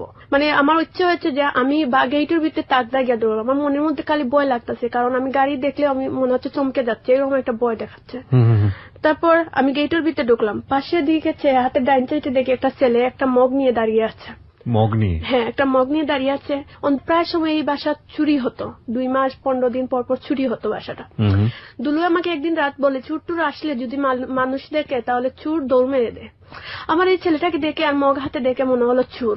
আমি কাছে গিয়ে দাঁড়ালাম, দাঁড়িয়ে ছেলেটার মুখ দিকে তাকালাম। তারপর দেখি আমাকে কি গরম একটা বাতাস আমার মুখের মধ্যে এবং কি শরীরের মধ্যে রাখলো, একটা পানির মতন লেগে আমার শরীরে গরম বাতাস লাগলো, ধুমা বাইর হইতেছে। আমি অন্ধকারের মধ্যে পড়ে গেলাম, আমার মাথার সেন্স ছিল না। 5 মিনিট পর দেখি আমি একটা অন্ধকার রাস্তায় আমি কাউকে খুঁজে পাচ্ছি না, জোরে জোরে কান্না করতেছি, কেউ নাই পাশে। আমার ম্যাডাম আমার সঙ্গে ছিলেন, কিন্তু গেলেন কোথায়? আমি এখন বাসাও দেখতে পারতাছি না, চক্ষু সব ঝাপসা, ধুমা উঠতেছে, গন্ধ হয়ে গেছে জায়গাটা। কিন্তু উপশহর রাস্তা তো, চারিদিকে গাছ গাছালি, আমি কিচ্ছু দেখতে পাচ্ছি না। আমি একটু পর চিল্লাইতে চিল্লাইতে বাসার ভিতরে ঢুকলাম। আমার ম্যাডামে বাসার দরজাটাও খুলে দেননি আমাকে, অনেক জোরে জোরে তামাচ্ছে, আংটি দরজা খুলো, আবার চলতেছে, কেউ দরজা খুলেনি।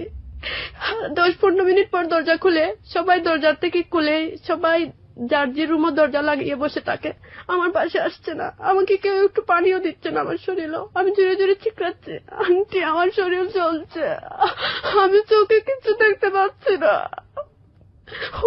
ওরা কেউ আমাকে একটু পানি দেয়নি।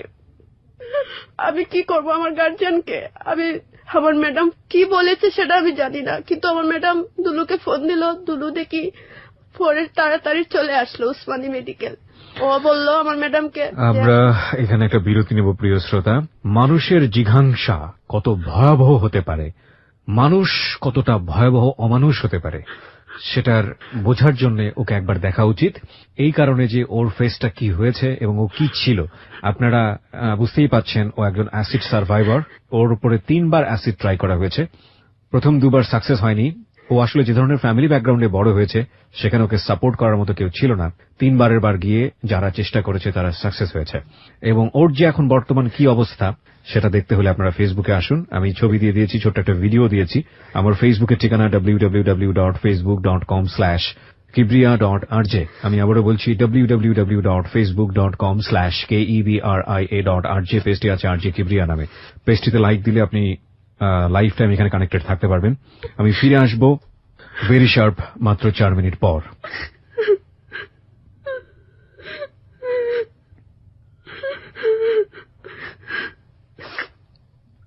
সুমি, একটু কন্ট্রোল করো নিজেকে। হ্যাঁ, একটু কিভাবে করবো ভাই? আমার সুন্দর জীবনটা চটপট করে তছনছ হয়ে গেল, আমি বুঝতে পারিনি।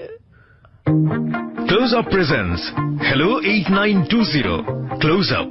The closer, the better. Close Up presents Hello 8920. Close Up. The closer, the better.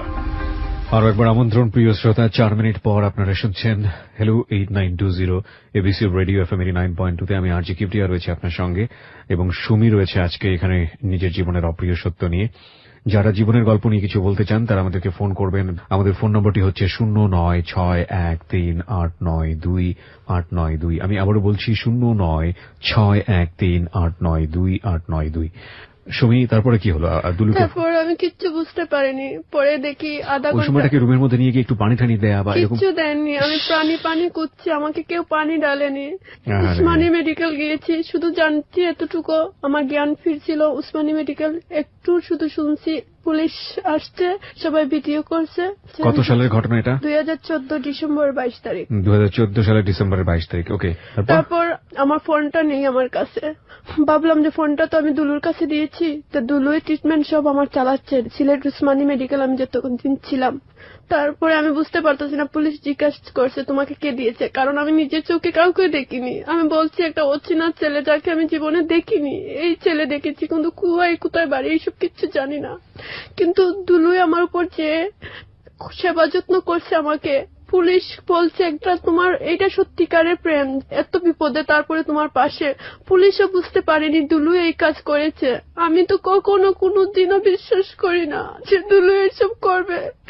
Police আপনাকে এটা বলেছে? হ্যাঁ। পুলিশ কিভাবে জানলো এটা? দুলুই আমার ওষুধ এনে দিচ্ছে, খাওয়াচ্ছে, বাথরুমে নিয়ে যাচ্ছে। আমার গার্জিয়ান হিসেবে কেউ নাই।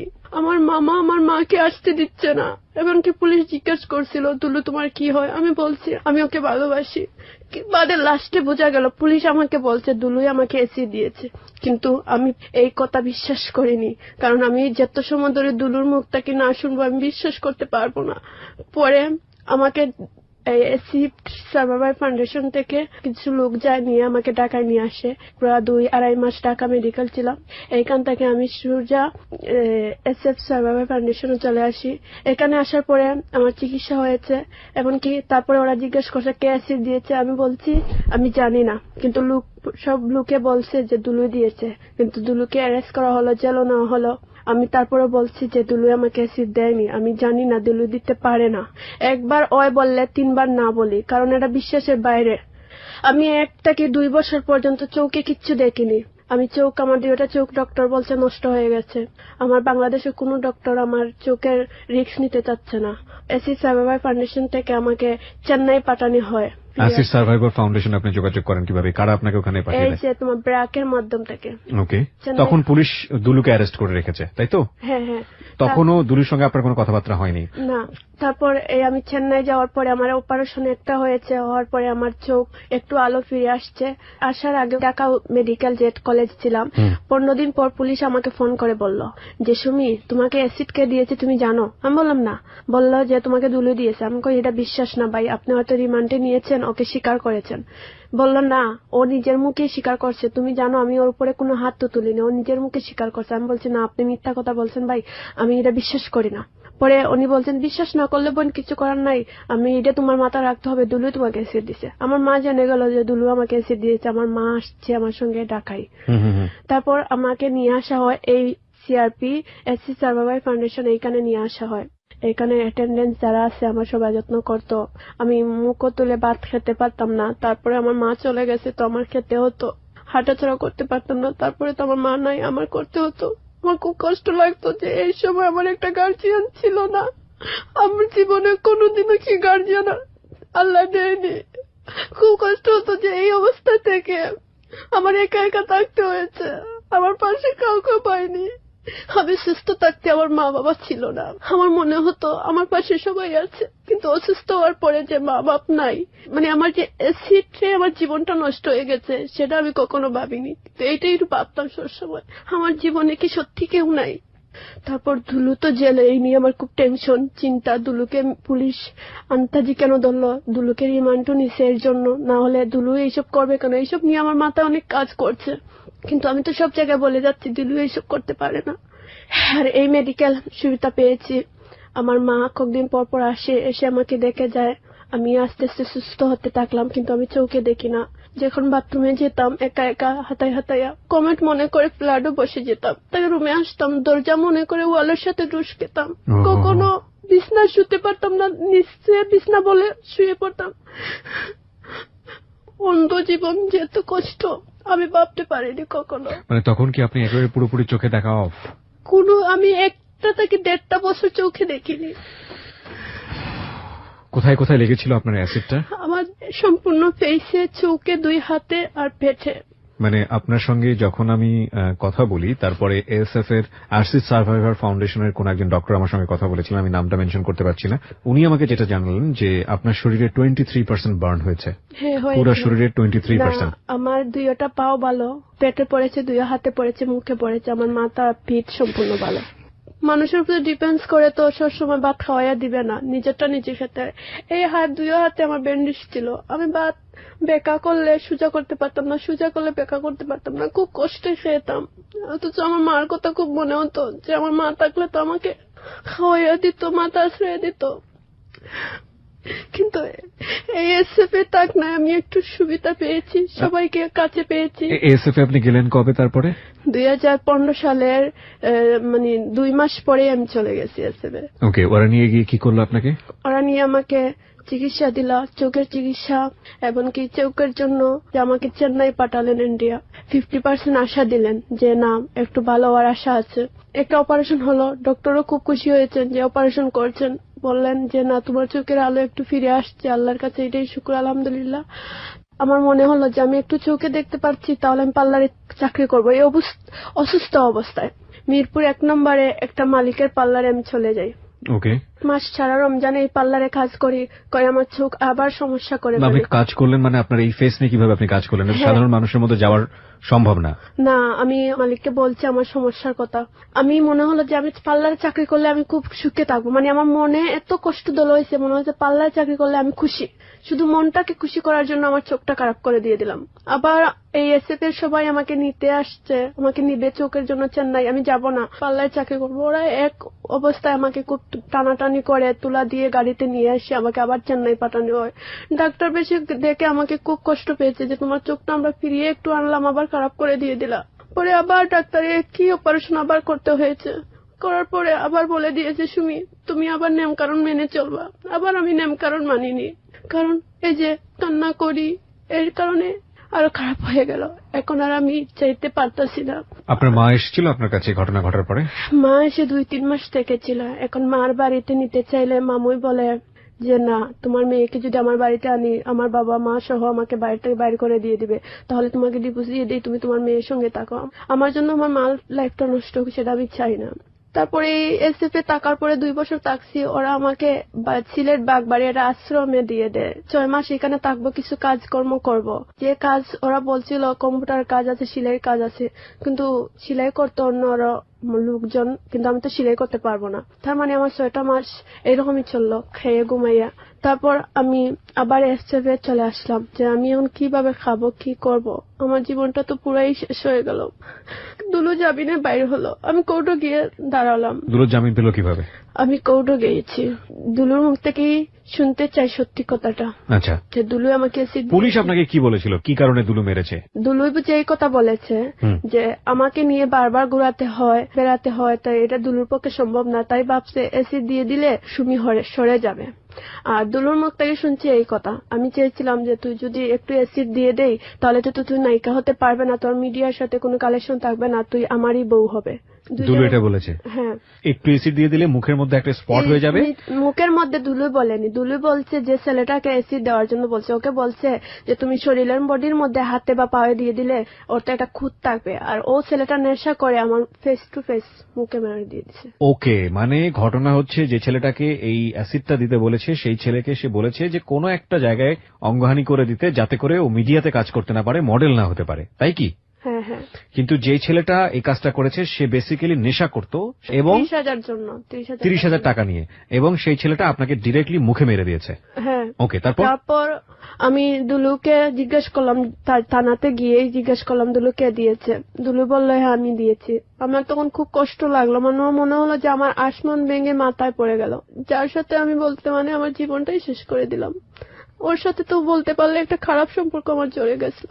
ও তো জানতো যে আমার ফ্যামিলি বলতে কেউ নেই, কিন্তু ও আমার সুখটা আর একটু আনন্দটা দেখতে পারলো না, এর জন্য কেসি দিয়ে দিল। কিন্তু আমি মনে মনে অনেক ভাবছি, অনেক মানুষ বলছে যে ওকে শাস্তি সাজা আমি চাইবো, ওদের ফাঁসি চাইবো, কিন্তু জায়গা থেকে আমি ফিরবো, তার আগে প্রিয় শ্রোতা আপনাকে একটা কথা আমি বলতে চাই। বিষয়টা হচ্ছে, দেখেন এখানে দুলু যে ছেলেটাকে ও লাভ করতো, সেই ছেলেটা ওর জীবনে প্রথম লাভ। শারীরিক সম্পর্কের দিক থেকেও তাই, মনের দিক থেকেও সেই অর্থে তাই। কারণ আগের যে সম্পর্কগুলো ছিল সেই সম্পর্কগুলো থেকে সে সামহাউ ব্যাটে বলে সমান হয়নি। এবং এই দুলু ছেলেটার দিকে সে এমন একটা সময় এসেছিল যখন সে মারাত্মকভাবে দুটো ছেলের কাছ থেকে কষ্ট পেয়েছে। এবং ইন্টারেস্টিং ফ্যাক্ট হচ্ছে, ও অন্য যে কোনো সম্পর্কে জড়াতে গিয়েছে, দুলুর কাছেই বারবার ফিরে এসছে আঘাত পেয়ে, কারণ ওটা ওর নির্ভরতার জায়গা ছিল। দুলুর জায়গা থেকে ফ্যাক্ট এটাই ছিল, যেহেতু দেখতে সুন্দর, যেহেতু মডেলিং করে, সুতরাং ও এই লাইনে চলে গেলে ওকে আমি পাবো না, ওকে যেভাবেই হোক আমার পেতে হবে, যেভাবেই হোক আমার কাছে রাখতে হবে। সেটাকে আপাত দৃষ্টিতে লাভ মনে হলেও সেটার মধ্যেও এক ধরনের ভয়াবহ রকমের অপরাধ আমরা দেখতে পাচ্ছি। সেটা হচ্ছে এই মেয়েটির অ্যাসিড ভিকটিম হওয়া। বিষয়টা যদি এরকম হতো, দুলুকে এই মেয়েটি ঠকিয়েছে এবং দুলু তার অমানুষ্যত্ব যেটা, সেটা বের করে জিঘাংসার ফসল হচ্ছে এই অ্যাসিড ভিকটিম হওয়া, যেটা হয়তো বা খুব সহজ সরল ভাবেই আপনি মনে করেছেন। বিষয়টা কিন্তু তা না। বিষয়টা হচ্ছে এরকম যে দুলু ওকে অ্যাসিড দিয়ে নিজের জীবনে পেতে চেয়েছে। It's very interesting fact. মানে আমি যে বলি যে জীবন নাটকের চেয়েও নাটকীয়, মানে এত বেশি নাটকীয় হবে আমি কখনো চিন্তাও করিনি। অ্যাসিড দিয়ে ওকে পেতে চেয়েছে নিজের জীবনে। অ্যাসিড দিয়ে ও যে অন্যের জীবনে চলে গেছে, ওকে আর কারো কাছে হতে দিবে না, কারো কিছু হতে দিবে না, সেরকম ঘটনা আমাদের সমাজে ঘটে। কিন্তু বিষয়টা যদি এরকম হয় যে না, তোমাকে অ্যাসিড দিচ্ছি মানে হচ্ছে কোনো একটা জায়গা, কোনো একটা অঙ্গহানি করে দিচ্ছি, যাতে করে তুমি অন্যের হতে না পারো, যাতে করে তুমি মডেলিং করতে না পারো, যাতে করে তুমি নায়িকা হতে না পারো, তোমার চেহারার খুঁত থাকবে এবং তোমাকে আমি বিয়ে করতে পারি। মানুষ কতটা আজব ক্যারেক্টারের হতে পারে, মানুষ কতটা অমানুষ হতে পারে। এবং এই অমানুষ আমাদের সমাজে বিরল না। এরকম অমানুষ আমাদের ঘরে বাইরে অনেক জায়গাতেই আছে। কিন্তু এই অমানুষত্বের রেজাল্ট ভালো হয় না। আজকে সুমিকে কোনোভাবেই জাস্টিফিকেশনের পাল্লায় মাপার কোনো সুযোগ নেই। ও যে বড় রকমের ধাক্কা খেয়েছে, দুটো ধাক্কা। একটা হচ্ছে ফ্যামিলি ছাড়া মানুষ হওয়া, মনের মধ্যে স্বপ্ন নিয়ে আমাদের সামাজিক নানা ধরনের বিড়ম্বনায় পড়া, ফ্যামিলি ছাড়া একটা মানুষের প্রতি ডিপেন্ড হওয়া, সেই মানুষের কাছ থেকে বিভিন্ন রকম ভাবে অত্যাচারিত হওয়া, এবং সেই মানুষটা তাকে ধরে রাখতে গিয়ে তাকে অ্যাসিড ভিকটিম বানানো। It's a very complex story. এই মেয়েটির বয়স 20 বছর। 20 বছরে ও দুনিয়ার সবচেয়ে নির্মম পরিস্থিতিকে ফেস করছে। আপনারা কোনোভাবেই সুমির কোনো বিষয় নিয়ে কখনোই কোনো প্রশ্ন করবেন না যদি আপনি মানুষ হন। আমি একটা ছোট্ট বিরতি নেব এবং এই বিরতির পর সুমি যে কাজটি করেছে সেটা যদি আপনি জানেন আপনি তাকে স্যালুট করবেন। আপনি মানতে পারেন আর না পারেন, this is the ultimate reality. হ্যাঁ সুমি, তারপর কি হলো? তারপর ওর কাছ থেকে জানার পরে আমি কোর্টে একবার উঠি, আমি পার্সোনাল উকিল তুলে একবার উঠি, আমার কেসটা সরকারবাদী, তাই আমি পার্সোনাল ভাবে উঠি। উঠার পরে জজ সাহেবের সামনে এই কথাটাই আমি বলেছি যে ও তো নিজের মুখে স্বীকার করেছে, যদি ও স্বীকার করতো না তাহলে আসামিকে সেটা কোনোদিনও বাইর হতো না। ও নিজেই স্বীকার করেছে, নিজেই গিয়ে পুলিশের কাছে ধরা দিয়েছে। ওকে নিজে গিয়ে ধরা দিয়েছিল? হ্যাঁ, কিন্তু আমি আমি ওর কাছ থেকে অতটুকু জানতে পেরেছি যে ও আমাকে খুবই ভালোবাসতো। তাই আমি কোর্টে এই কথাই বলছি যে আমি তো প্রথম দেখেছি না কে বা কারা আমাকে এসে দিয়েছে, পরে আমি জানতে পেরেছি দুলুই দিয়েছে। আমি দুলুর মুখ থেকে নিজের কানে শুনতে পেরেছি দুলুই দিয়েছে। দুলুই পারলে তো পালিয়ে যেতে পারতো, আমার চিকিৎসাটা ফার্স্ট টাইম দুলুই চালাইছে। তো ওর কারণে আমি অ্যাসিড সার্ভাইভার ফাউন্ডেশনে আসছি। আমি যদি এই কানে না নিয়ে আসতো তাহলে আমি চিকিৎসার কারণে মারাই যেতাম। ওই নিয়ে আসছে এই জায়গায়। আমার এমন কোনো গার্জিয়ান ছিল না যে আমাকে এই মেডিকেল নিয়ে আসবে। ওর জন্য আসছি, ওর জন্য আজ আমি সবকিছু পেয়েছি। আমি ওকে মাফ করে দিয়ে দিলাম, আপনারা ওকে ক্ষমা করে দেন। এটা কোর্ট মানতে চাচ্ছে না, ওর মাপ ব্যাপারটা কোর্ট মানতে চাচ্ছে না। কোর্ট ওর কোর্ট কি বলছিল? কোর্ট বলছে সেটা মাপ হতেই পারে না। তুমি নিজেকে দেখো তোমার কি করেছে, ওর ফাঁসি হওয়া উচিত, এটা বলেছে। কিন্তু আমি কোর্টের সবার কাছে, জজ সাহেবের কাছে। আপনি যেই কাজটা করবেন এটা কি কেউ আপনাকে কোনোভাবে বলে কয়ে এই কাজটা করিয়েছে? দুলু আপনার হাতে পায়ে ধরে মাপ চেয়েছে? না, দুলু চেয়েছে তুমি যদি আমার ফাঁসি না চাও, আমার শাস্তি না চাও, আমি নিজে কোর্টে দাঁড়িয়ে আমার শাস্তি চাইবো, কারণ আমি যে অপরাধ করেছি তার জন্য আমার শাস্তি হওয়া উচিত। কিন্তু তুমি একটা কথা শুনে রাখো, তোমার যে এত বড় ক্ষতি হবে সেটা আমি কখনো কোনোদিনও ভাবিনি। আমি ওকে এরকম বলিনি, তুমি আমার শাস্তি চাও নাই চাও, আমি চাইবো আমার শাস্তি। Very interesting fact. ঘটনাটাকে আপনারা সত্যি না মিথ্যা মনে করবেন আমি জানি না, তবে আগের দুইবার যে ট্রাইটা হয়েছে, যে পরিমাণ ক্ষতি ওর হয়েছিল, খুব ছোট করে একটু গায়ে লাগছে, এই দুটো ঘটনা যদি আমরা মাথায় নেই তাহলে আমাদের দুলুকে সত্যি মনে করতে হবে। আগের দুটো কেসই কি দুলুর ছিল? হ্যাঁ, এই দুটোই দুলু ছিল। এই দুটোই দুলু ছিল। তার মানে ও যে অল্প করে ক্ষতিটা করতে চেয়েছে, এটা আগের দুটো ঘটনার সাথে যদি মিল খুঁজি আমরা তাহলে সেটা বিশ্বাস করতে হবে যে হ্যাঁ অল্প করে ক্ষতি করতে চেয়েছিল। ওকে, তারপর কি হলো? তারপর কোর্টে আমি ওকে মাপ দিলাম, কিন্তু কোর্ট ওকে মাপ দিচ্ছে না, কোর্ট ওকে শাস্তি চাচ্ছে। কিন্তু দুলু বলছে তুমি আমার শাস্তি চাও, আমি চাই আমার শাস্তি হোক, আমি তোমার যে ক্ষতি করেছি কোনোদিনও মাপ পাবো না। আমি জানি। আমি অ্যাসিড সার্ভাইভার ফাউন্ডেশন থেকে কি বলা হচ্ছিল? অ্যাসিড সার্ভাইভার ফাউন্ডেশন থেকে বলা হচ্ছে যে ওরা তো সব মিলিয়ে চাচ্ছেন যে তার শাস্তি হোক। ওকে, কিন্তু আমি শাস্তি চেয়ে কি করবো ভাইয়া? আপনারা হয়তো আমাকে ভুল বুঝতে পারেন, কারণ ওকে যে আল্লাহ সৃষ্টি করেছে, আমাকে তো আর শয়তান সৃষ্টি করেনি, আমাকেও আল্লাহ সৃষ্টি করেছে। কিন্তু আমি কিভাবে ওর ক্ষতি চাইবো? কোনোদিনও আমি পারবো না। কোনো মানুষ আজ পর্যন্ত আমাকে যারা ক্ষতি করেছে, আমি চাইলে আমার ম্যাডামকে আমি আসামি দিতে পারতাম, কিন্তু আমি দেইনি, কারণ আমি আমার আল্লাহর উপর বিশ্বাস করে আছি যে এই পৃথিবীতে যদি আল্লাহ আমার বিচার না করে, মরণের পরে আমারও প্রশ্ন হবে, তারও প্রশ্ন আল্লাহ অবশ্যই করবেন। কিন্তু আমি যদি ওদের সঙ্গে খারাপ কিছু করে থাকি আর এর বিনিময়ে যদি আমার এইটা হয়ে থাকে, আল্লাহ আমাকে মরণের পরে কেন এই পৃথিবীতে আরো কঠিন ভাবে শাস্তি দোকা। তারপরে আমি খুশি, কারণ আল্লাহ তো আমার জীবনটাও তো শুরু করেছেন দুঃখ দিয়ে। আল্লাহর জীবনের সব দুঃখ আমাকে নিয়ে শুরু, তাই আমি খুব খুশি। আমি আপনাকে বিনীতভাবে অনুরোধ করব, আপনার চোখের অবস্থা এমনিতেই খুব খারাপ। আমি তো এমনিতে অন্ধ হয়ে গেছি ভাইয়া। আপনি খুব অল্প ক্ষীণ আলো দেখেন, আপনি কান্নাকাটি করে প্লিজ নিজেকে একটু কন্ট্রোল করেন। আমি রাস্তাঘাট নিজে চলতে পারি না, আজ নিজের পছন্দ খাবার খেতে পারি না, আজ আমার প্রিয় পার্লারের চাকরি আমি করতে পারি না, আমার স্বপ্ন নায়িকা হওয়া এটাও করতে পারছি না ভাই। আমার জীবনটা একবারে শেষ হয়ে গেল। আমি আপনাকে একটু অনুরোধ করছি, আমি কাউকে কখনো কান্না থামাতে বলি না আমার অনুষ্ঠানে, কারণ আমি বলি যে মন খুলে বলো এবং যদি কাঁদতে ইচ্ছে করে তো কাঁদো, কিন্তু আমি আপনাকে রিকোয়েস্ট করছি, কারণ আপনার চোখের যে ক্ষীণ আলো, যেই ক্ষীণ আলোতে আপনি খুব কাছে মোবাইলটা ধরে দেখেন, এটুকু ক্ষতি হোক এটা আমি চাই না। প্লিজ আপনি নিজেকে একটু কন্ট্রোল করুন। এবং প্রিয় শ্রোতা, ওকে একবার দেখলে বুঝবেন যে মানুষের পাওয়ার আকাঙ্ক্ষা কতটা ভয়াবহ হলে, মানুষের ভুল কতটা ভয়াবহ হলে একটা জীবন শেষ হয়ে যেতে পারে। আমি দুলুর কষ্ট কোনোদিনও মেনে নিতে পারবো না, কারণ দুলুকে আমার জীবনের সবচেয়ে বেশি ভালোবেসেছিলাম। দুলু শেষ পর্যন্ত দুলুর কি হয়েছে?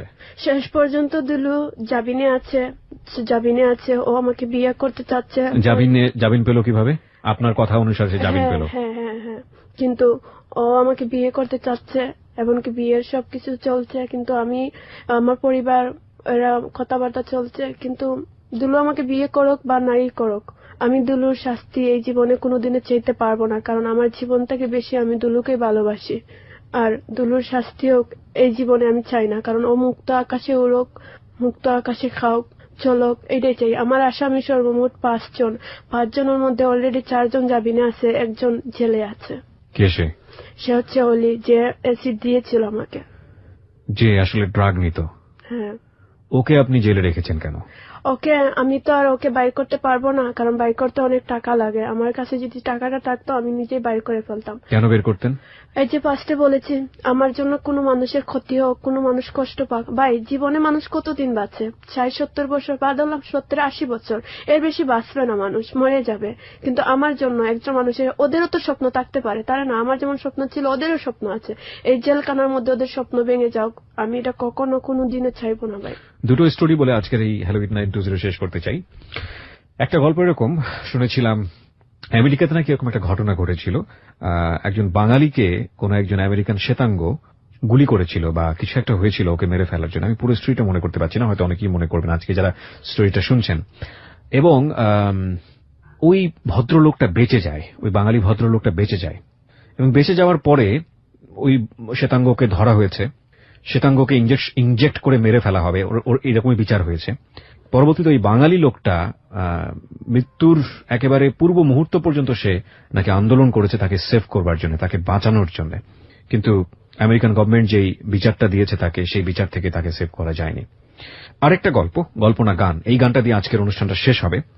লালনের একটা অসম্ভব সুন্দর সৃষ্টি। এই গানের মধ্যে পৃথিবীর যত বড় বড় স্যাক্রিফাইস আমরা মিথে পড়ি, মিথ মানে জানেন আপনারা, যেটা সত্যও হতে পারে, মিথ্যাও হতে পারে, কল্পকাহিনীও হতে পারে। ছোটবেলাতে যেসব ইসপের গল্পে আমরা বিভিন্ন রকমের মিথ পড়তাম, সেই সব গল্প থেকে নেয়া বেশ কিছু ঘটনার কথা এই গানের মধ্যে বর্ণনা করা আছে। এবং এই গানে একটা চমৎকার স্টোরি আছে এরকম, কোন এক রাজার ছেলে, গানটা আপনারা যখন মনোযোগ দিয়ে শুনবেন তখনই বুঝতে পারবেন, কোন এক রাজার ছেলেকে কেউ একজন হত্যা করেছে। হত্যা করবার পর সে দৌড়িয়ে রাজপ্রাসাদে এসে ওই রাজার কাছে আশ্রয় চাচ্ছে। এবং ওই রাজা এতটাই দয়ালু ছিলেন যে যিনি হত্যা করেছেন, এই হত্যাকারী, তিনি তো জানতেন না যে সে রাজার ছেলে, এবং যার কাছে আশ্রয় চাচ্ছে তারই সন্তান সে। তো এটা ভেবে রাজা তাকে আশ্রয় দিয়েছিলেন, এতটাই দয়ালু ছিলেন। আমরা এসব গল্প উপন্যাসে পড়ি, এসব গল্পের বইয়ে পড়ি, এসব ঘটনা কস্মিনকালে কখনো কখনো আমাদের পাশে ঘটে, এবং তাকে আমরা আমাদের হৃদয়ের মণিকোঠায় স্থান দেই। কিন্তু আমার বাড়ির পাশেই এত বড়, এত সুন্দর, এত চমৎকার একটা গল্প ঘটে যায়, বা এত কিছু, এত মহিমান্বিত হবার মতো ঘটনা ঘটে, সেটা হয়তো আমার চোখে কখনোই পড়ে না।